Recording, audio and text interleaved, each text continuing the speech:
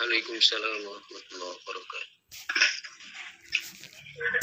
Alhamdulillahirrabbilalamin. Al-Ustadz Abah Abdul Al-Muqaddam sudah hadir di tengah-tengah kita untuk mengiringi beliau menyampaikan ilmu. Mari kita bersolawat kepada Nabi Muhammad SAW. Sallu ala Nabi Muhammad. Allahumma salli wa sallim wa barik alaihi wa ala alihi wa ashabihi. Ya Nabi salam alaika, ya Rasul salam alaika, ya Habib salam alaika.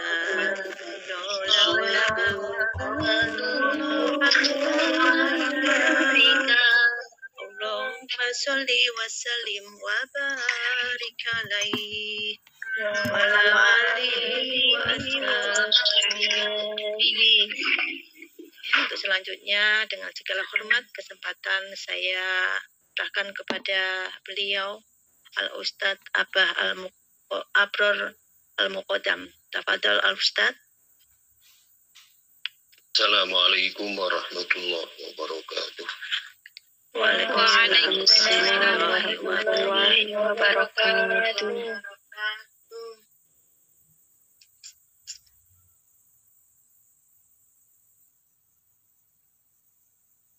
Alhamdulillahi rabbil alamin. Assalatu wassalamu al-atammanil akmalanil adwamanil mutalazimanil ala qaidil ghurril muhajjalin wa ala alihi wa sahbihi wattabi'ina wa man tabi'ahum bi ihsanin ila yaumiddin. Subhanaka la ilma lana illa ma 'allamtana innaka antal alimul hakim.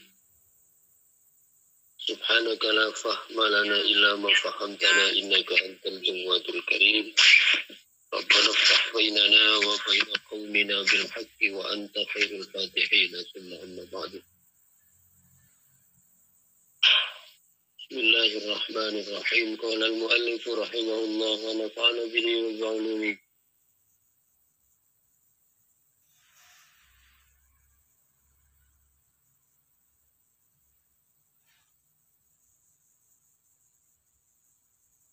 Qala radhiyallahu anhu,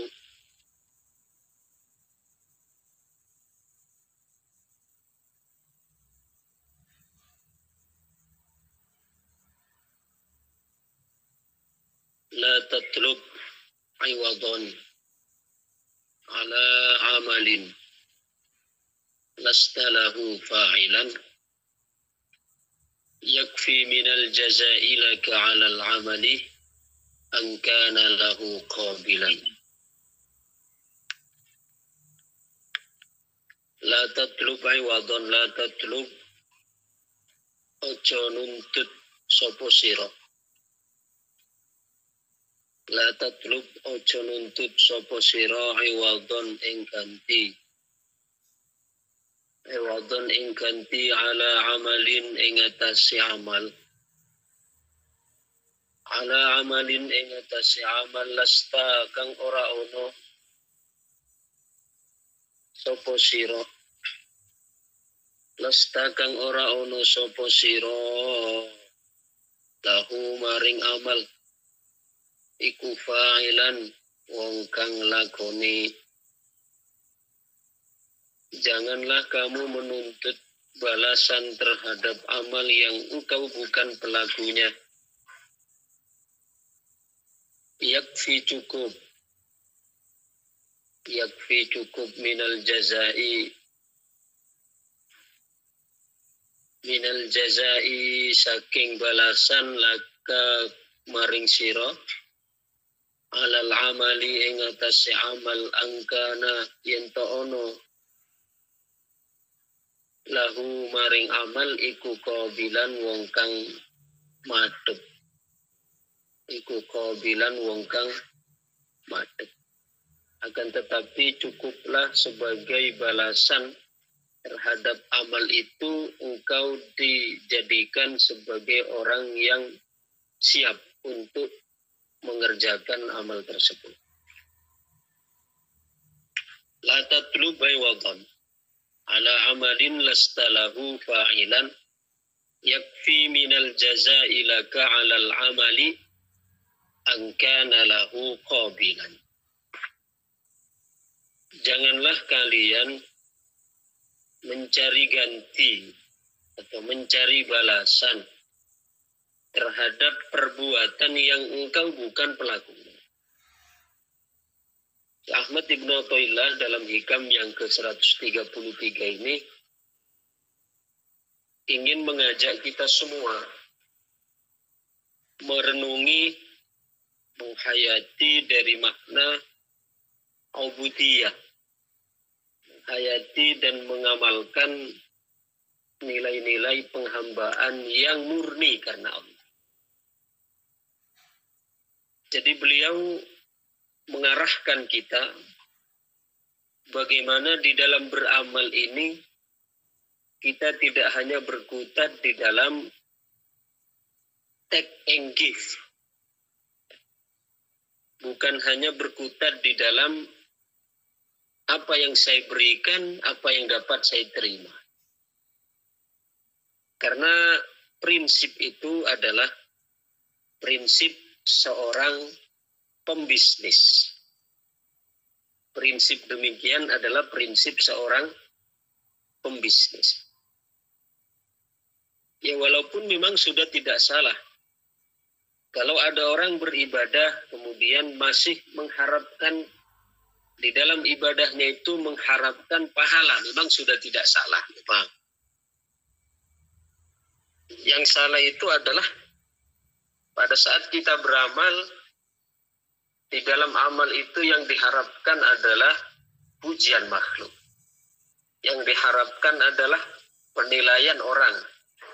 Yang kita harapkan adalah apresiasi dari sesama. Itu yang dicela.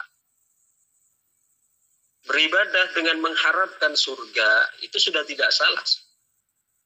Itu sudah masuk dalam kategori ikhlas. Seperti yang kita singgung pada pembahasan awal-awal dulu bahwa ikhlas itu ada berapa? Ada 3. Ada ikhlasul ubbad, ada ikhlasul muhibbin, ada ikhlasul arifin. Ikhlasul ubbad adalah ikhlasnya para hamba, di mana ibadah mereka itu sudah terbebas dari ingin dipuji dari orang, sudah bebas. Cuma di dalam ibadahnya itu yang diharapkan adalah bagaimana mendapatkan surga, bagaimana dijauhkan dari neraka. Jadi sudah lepas ya dari tendensi-tendensi makhluk, sudah lepas dari keinginan-keinginan ingin dipuji, ingin diapresiasi. Sedangkan ikhlasul muhibbin, ikhlasul muhibbin itu adalah keikhlasan para pecinta. Yang mana kalau seorang pecinta itu penghambaannya bukan lagi hitung-hitung surga neraka. Ya. Bukan lagi hitung-hitung apa yang saya dapatkan ini, apa yang saya lakukan nanti supaya dijauhkan dari neraka. Tapi murni ibadah yang mereka lakukan itu adalah merupakan bentuk ya, persembahan kepada sang kekasih. Dan ini tingkat keikhlasan yang tentu lebih tinggi daripada yang pertama, yaitu ikhlasul ubbad. Karena kalau sudah ikhlasul muhibbin itu artinya sudah lepas dari tendensi-tendensi ingin mendapatkan surga, ingin dijauhkan dari neraka. Tapi ibadahnya itu murni sebagai penghambaan atau sebagai persembahan terhadap kekasih.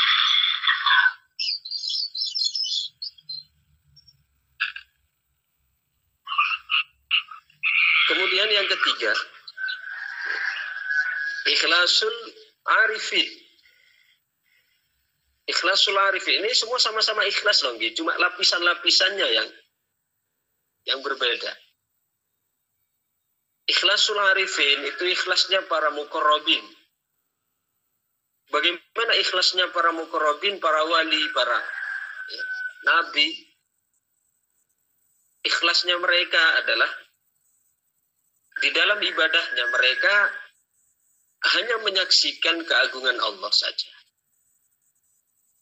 Jadi mereka melihat bahwa apa yang mereka lakukan, ibadahnya, sholatnya, puasanya, zakatnya, hajinya, infaknya, semuanya, itu adalah semata dia dijadikan oleh Allah sebagai kotak kosong yang mengejawantahkan amal itu. Ini yang disebutkan Ibnu Athaillah pada hikam yang kita baca tadi. Beliau mengarahkan kita bagaimana tingkat keikhlasan kita di dalam ibadah itu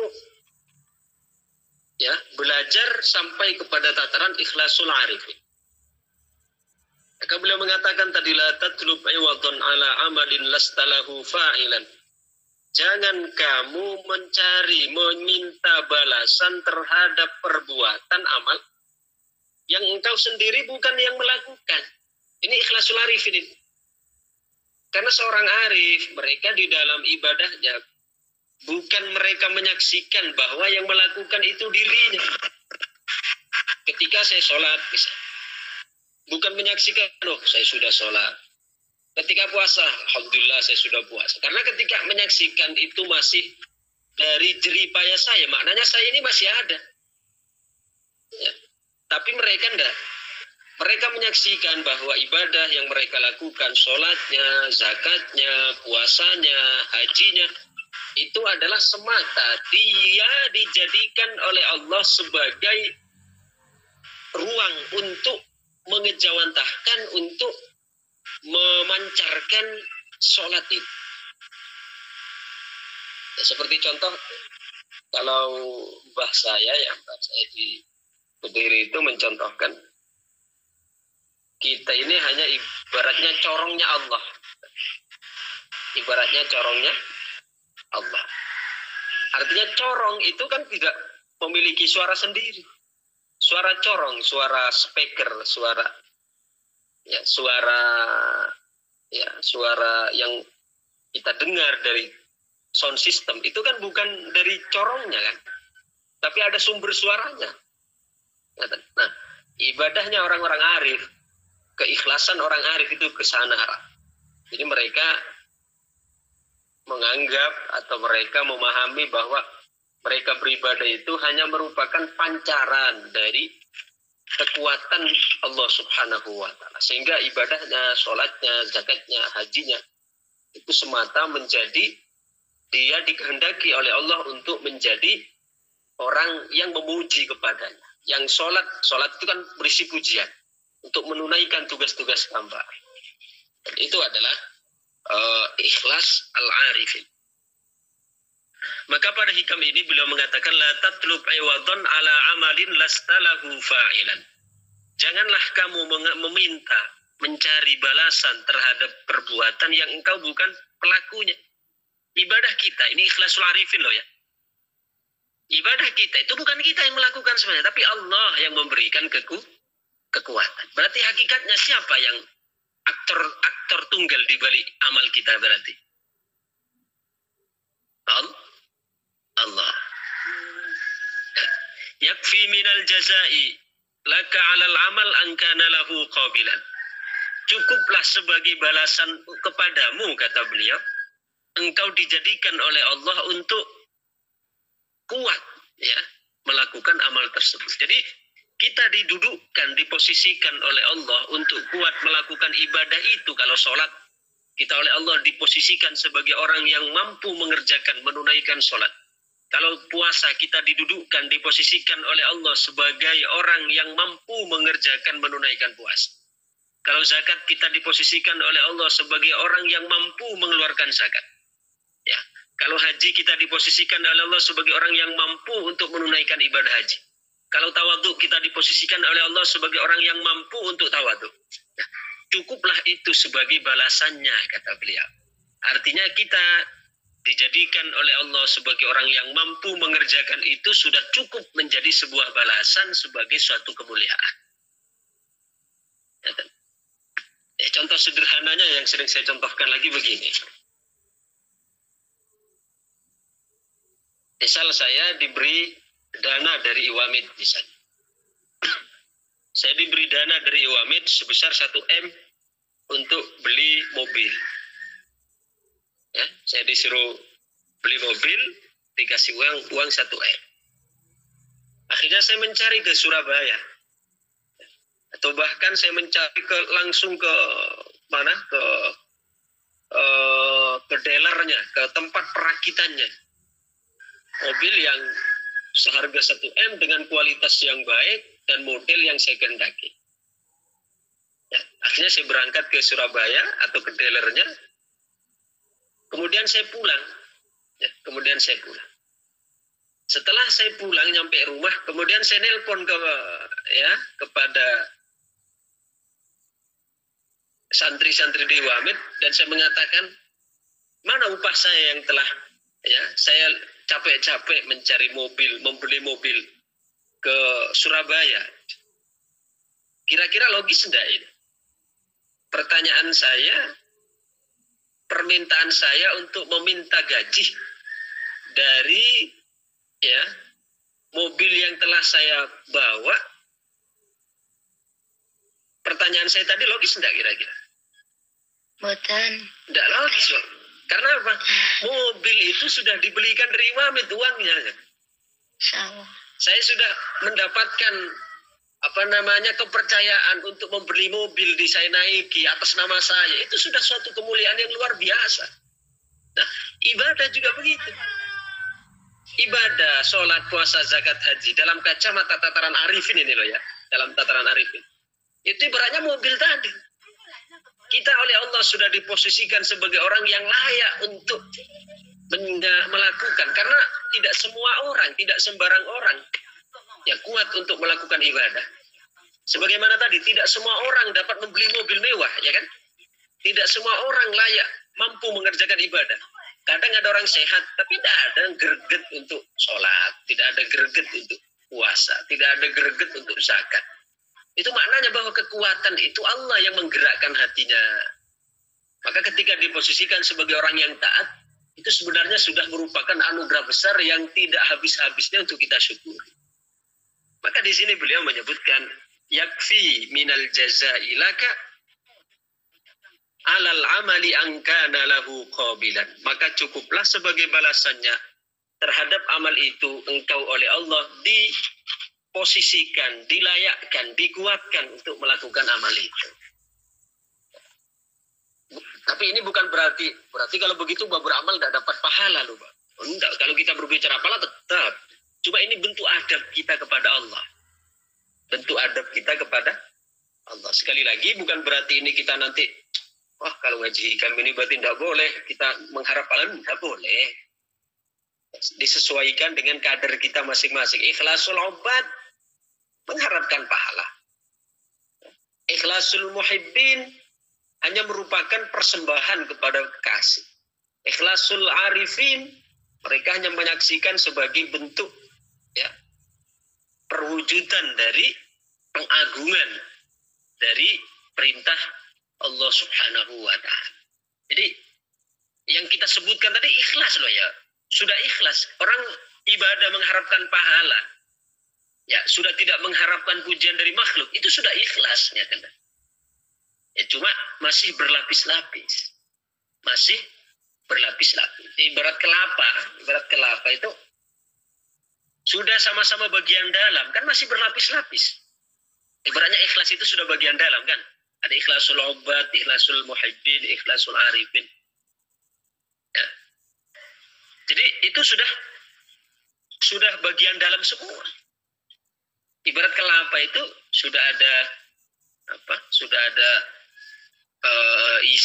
isinya kelapa itu kan masih ada kulit luar dan ada kulit dalam, kemudian ada yang isi dalamnya lagi. Ini sudah berbicara dalam loh ya. Kita tidak berbicara serabutnya, tidak berbicara kulit yang keras itu, enggak, sudah isinya saja itu sudah masih berlapis-lapis. Demikian juga ikhlas di sini, sudah isinya itu juga masih berlapis-lapis. La tatlub iwadun ala amalin lastalahu fa'ilan, janganlah kalian meminta balasan terhadap perbuatan yang engkau bukan pelakunya. Ya, karena yang melakukan secara hakiki amal kita itu adalah Allah, yakni yang memberikan kekuatan, yang memberikan setrum. Ya, coba kalau Allah tidak memberikan setrum kepada hati kita, sesehat apapun kita tidak akan ada greget untuk sholat. Ya, sesehat apapun kita tidak akan ada greget untuk puasa. Itu karena Allah tidak memberikan setrum di dalam hati supaya kita mengerjakan itu. Berarti hakikatnya yang mengerjakan itu adalah bukan kita tapi Allah. Kita hanya dijadikan sebagai terminalnya saja. Kalau kita ngecas HP itu kan yang banyak sekali ya untuk kita jadikan ngecas itu kan banyak lubang-lubang itu terminal kan? Ya, terminal itu. Jadi kita itu diibaratkan terminal itu saja. Ya. Ibaratkan terminal itu, stop kontak atau apa ya. Jadi kita sebenarnya ketika oleh Allah diposisikan, dijadikan orang yang taat, orang yang bisa melakukan ibadah, itu ya sudah tidak habis-habis untuk kita syukuri. Ya, karena betapa banyak orang yang kuat, yang kekar secara fisik, tapi tidak ada greget untuk melakukan ibadah. Tidak ada greget untuk melakukan sholat, tidak ada greget untuk melakukan puasa, tidak ada greget untuk melakukan zakat dan seterusnya. Itu berarti bahwa di sini permasalahannya adalah permasalahan hidayah. Permasalahan kekarnya badan. Ya. Berarti di situ hakikatnya Allah yang melakukan, Allah yang memberikan kekuatan. Yakfi minal jazaa'i laka 'alal 'amal an kana lahu qabilan. Cukuplah sebagai balasan atasmu terhadap amal itu, engkau dijadikan Allah sebagai orang yang layak untuk menyandang atau untuk melakukan perbuatan itu. Bahkan berangkat dari la in syakartum la azidannakum, barang siapa yang bersyukur maka akan ditambah oleh Allah. Itu Imam Ibnu Rajab Al-Hambali, beliau menyebutkan bahwa sawabut ta'ati ta'atu ba'daha. Pahala dari ketaatan itu adalah ketaatan berikutnya. Balasan dari perbuatan taat yang kita lakukan adalah perlakuan taat setelahnya. Ya, salah satu contoh, kita sekarang ngaji hikam. Ngaji hikam, kita ngaji, intinya ngaji apapun yang kita ngaji, bukan hanya hikam. Nanti kalau saya menyebutkan hikam, wah ini karena kitab yang diampu oleh Abah, maka Abah mengatakan yang ngaji hikam. Tidak, semuanya, ngaji apapun, yang fikih wanita, yang baca Quran, yang tajwid, yang akidah, ya, yang lubabul hadis, seterusnya, ya, itu kita duduk di dalamnya oleh Allah, ya, diposisikan sebagai orang yang mau untuk ngaji di sini. Itu sudah anugerah yang luar biasa, ya. Yang patut untuk kita syukuri. Nah, kalau itu kita syukuri nikmat besar ini, nikmat untuk menuntut ilmu, nikmat untuk ngaji, nikmat untuk mutola'ah. Kalau itu syukuri, maka Allah akan menambahkan ketaatan berikutnya. Ini berangkat dari ungkapan Imam Ibnu Rajab Al-Hambali, thawabut ta'ati ta'atu ba'daha. Balasan dari ketaatan adalah ketaatan setelah. Jadi kalau disyukuri ketaatan yang kita lakukan ini, balasan kontan yang akan Allah berikan itu kita akan semakin dimudahkan untuk melakukan ketaatan berikutnya. Jadi kita ngaji ini disyukuri, alhamdulillah ya Allah saya dimudahkan untuk ngaji. Maka nanti oleh Allah balasan kontannya yang dikontankan balasan. Kita belum berbicara balasan akhirat. Balasan kontannya adalah tandanya kita oleh Allah akan diberikan kekuatan untuk melakukan ketaatan berikutnya. Semakin semangat ngaji semangat. Ya, kalau kita merasakan seperti itu, ketahuilah sebenarnya itu merupakan salah satu indikasi dari balasan Allah terhadap ketaatan kita sebelumnya yang kita syukuri. Tapi begitu juga sebaliknya. Kalau kita melakukan maksiat, maka sebelum balasan nanti di akhirat, balasan yang dikontankan oleh Allah adalah apa? Maksiat yang dilakukan berikutnya. Maka kita hati-hati kalau melakukan maksiat, hati-hati, segera tobat. Karena sebelum kita mendapatkan balasan nanti di akhirat, nampak balasan itu di dunia. Ya tidak harus langsung misalnya nauzubillah tabrakan mati, enggak. Ya. Tapi adanya penurunan di dalam prestasi ibadah, ketaatan kepada Allah itu juga bisa jadi sebagai balasan dari maksiat yang telah kita lakukan sebelum. Ya. Jadi sebagaimana ketaatan itu balasannya di dunia ini adalah perbuatan taat setelahnya. Demikian juga perbuatan maksiat.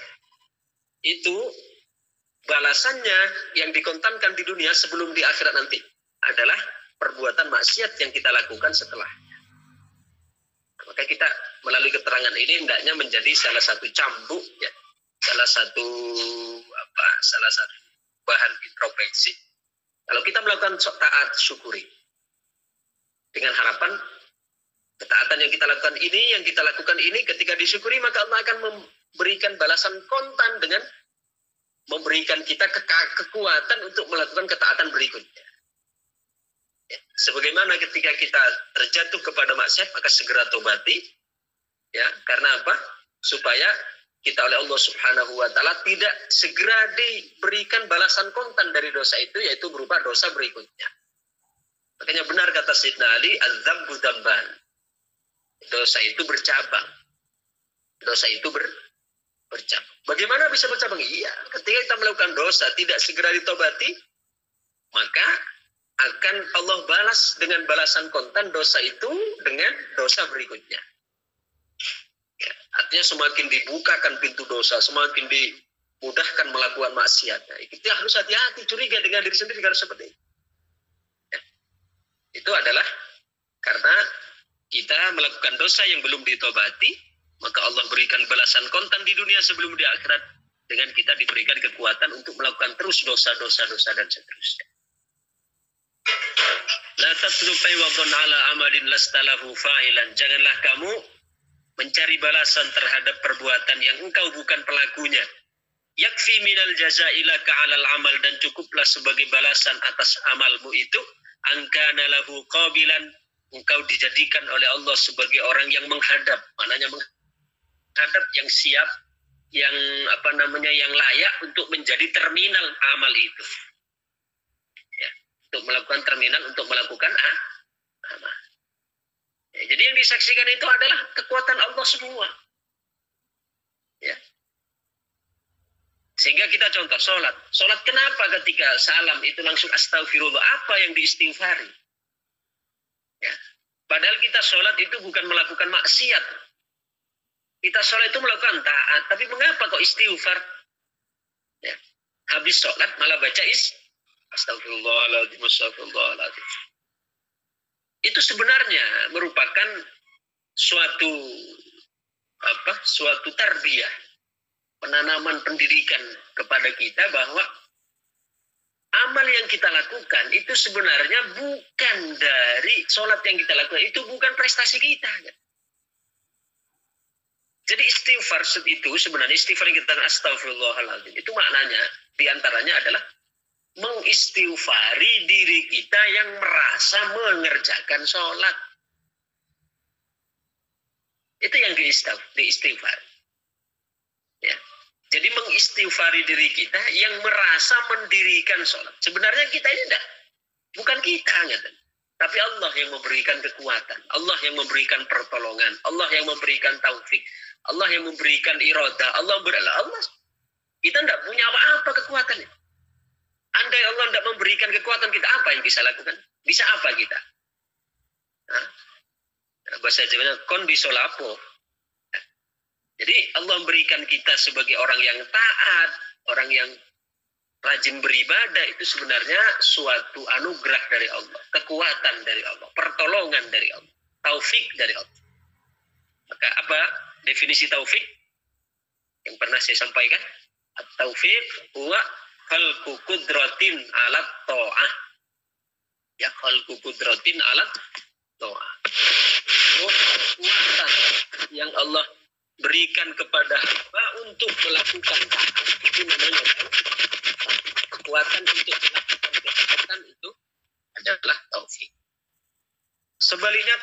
itu namanya khuzlan. Ya. Khuzlan. Apa khuzlan? Khalqu qudratin alal ma'siyah. Allah menciptakan kekuatan terhadap seorang hamba untuk gemar melakukan maksiat. Itu khuzlan namanya. Maka Rasul Shallallahu Alaihi Wasallam itu selalu berdoa meminta taufik kepada Allah dan mohon dijauhkan dari khuzlan. Ya, kita juga demikian, mintalah taufik kepada Allah, ya, kekuatan untuk selalu menetapi ketaatan dan mintalah perlindungan pada Allah dari khuzlan, dari kekuatan untuk melakukan maksiat. Demikian kajian kita hari ini, mudah-mudahan jadi tambahan ilmu yang barokah, maslahat fid dini wad dunya wal akhirah. Amin amin ya rabbal alamin. Allahumma shalli wa sallim wa barik ala sayyidina Muhammadin wa ala alihi wa sahbihi wa barik wa sallim ajmain. Alhamdulillahi rabbil alamin, hamdan yuwafi ni'amahu wa yukafi mazidah. Ya rabbana lakal hamdu kama yanbaghi li jalali wajhikal karim wa azimi sultanik. Rabbana atina fid dunya hasanah wa fil akhirati hasanah wa qina adzaban. Amin. Tajalna wa auladana min ahli al-ilmi wa ahli al-khair wa la tajalla wa iyyahum min ahli syarri wa ahli al-dhar. Wa fa'ala bima 'allamtana wa 'allimna ma yanfa'una wa zidna ilma. Sallallahu alaihi wasallam Muhammad wa ala alihi wa sahbihi wa barik wa sallim ajma'in. Subhana rabbika rabbil izzati amma yasifun. Wassalamun alal mursalin walhamdulillahi rabbil alamin. Al-Fatihah.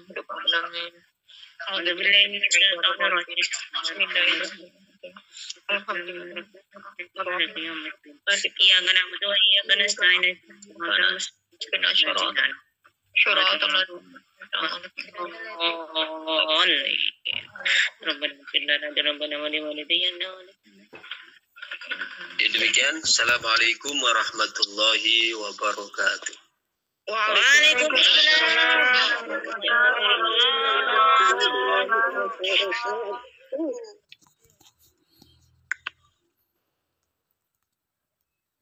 Terima kasih saya sampaikan kepada beliau Al-Ustadz Abah Abdul Al-Muqaddam yang telah memberikan kita ilmu. Semoga beliau sekeluarga senantiasa diberikan kesehatan, selalu dilindungi Allah dan selalu mendapatkan keberkahan. Amin amin ya rabbal alamin. Dan semoga apa yang disampaikan beliau kita dapat istiqomah untuk mengamalkannya dalam kehidupan kita sehari-hari, manfaat dunia dan akhirat. Dan semoga doa yang kita amini Allah meridhoi. Amin amin ya rabbal alamin.